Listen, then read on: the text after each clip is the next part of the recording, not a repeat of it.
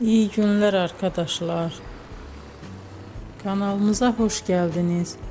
Bugün sizler için iki sevilen oyuncularımız Can Yaman ve Demet Özdemir'den yepyeni videolarını fanları için hazırladık. Onlar Erkenci Kuş dizisinde rol almış ve sevgili olmuştular ve bir süre sonra yollarını ayırdılar. Biz onları birbirine çok yakıştırıyoruz ve onların en güzel videolarını fanları için hazırladık. Arkadaşlar, emeğinize saygı olarak yorum yazıp abone olmanızı diliyorum. Herkese iyi günler. Hoşça kalın.